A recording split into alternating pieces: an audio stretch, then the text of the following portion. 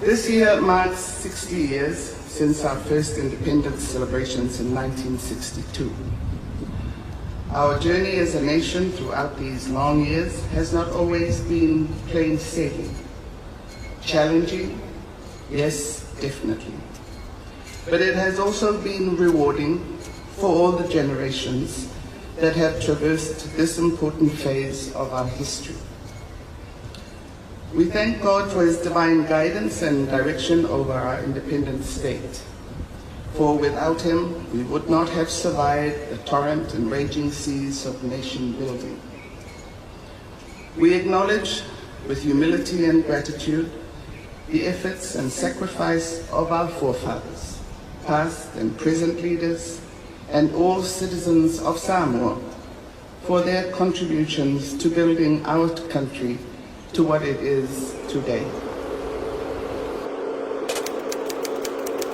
Welcome to a brief history of the Samoan Islands.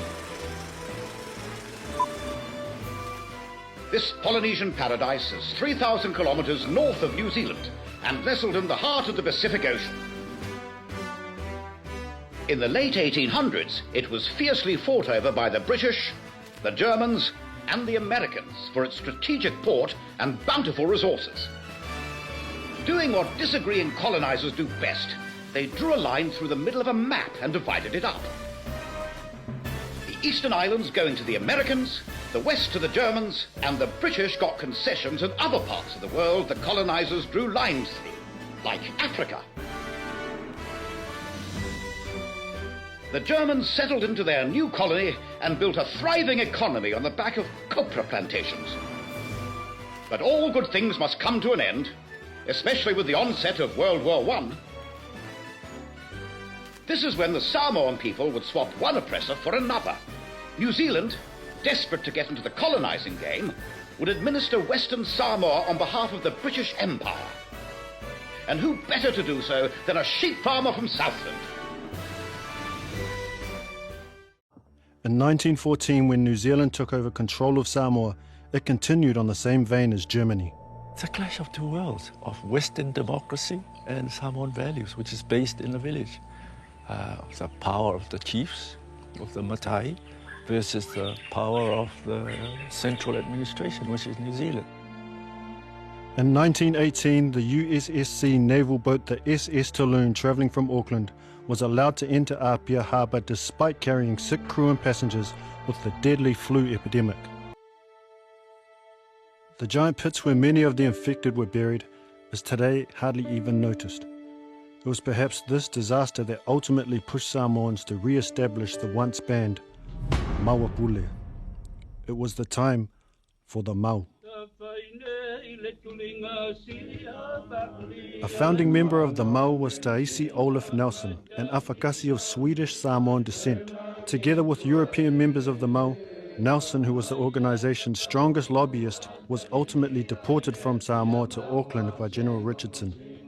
400 Mau members were then arrested without warrants for wearing Mau uniforms, meeting in so-called disturbed areas, and other made-up charges. While in prison with other Mau members, a young chief, Tupua Tamasese Lealofi III, was elected the leader of the Mau. Under his leadership, the Mau became stronger with a 90% following from the Samoan population, but always under the agreement of non-violent, passive resistance. They refused to pay taxes, boycotted imported goods, and ignored New Zealand officials. But in a violent arrest at his village, Tamasese was beaten and handcuffed, arrested for so-called tax evasion. His wife, Ala Tamasese, while tearfully holding on to her husband, was also bloodied from a soldier's bayonet. Tamasese was sent to New Zealand's Mount Eden jail for 6 months. On his return in 1929, what followed would become one of New Zealand's darkest hours, known in Samoa's history as Black Saturday. On Saturday, the 28th of December 1929, Mau supporters marched into Apia to welcome back a Mau member who was returning from exile in New Zealand. The Mau had been warned that any wanted men would be arrested on sight. As the procession neared the town centre, the New Zealand police then attempted to arrest the Mau secretary, and a fight broke out. Amid the commotion, dressed in a white jacket and lava, Tamasese raised his arms and called out in both English and Samoan, "Filemu Samoa, peace Samoa." With his arms outstretched, calling for peace, Tamasese was shot. His body was rushed to hospital, where he made one final plea to his people. "My blood was spilt for Samoa. I am proud to give it. Do not dream of avenging it, as it was spilt in maintaining peace. If I die, peace must be maintained at any price."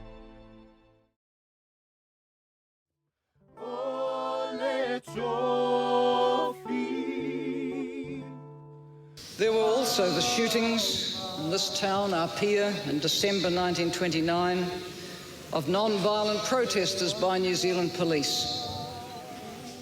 On behalf of the New Zealand government, I wish to offer today a formal apology to the people of Samoa for the injustices. 70 years later, Helen Clark would apologise to the Samoan people for the inexcusable actions and attitudes of New Zealand whilst being the colonial rulers of Samoa. The attitudes that contributed to that colonialist rule are still around today. You just have to look at Facebook and you see comments about Pacific people. So I don't know, it's not us that has to learn the story. It's actually New Zealanders.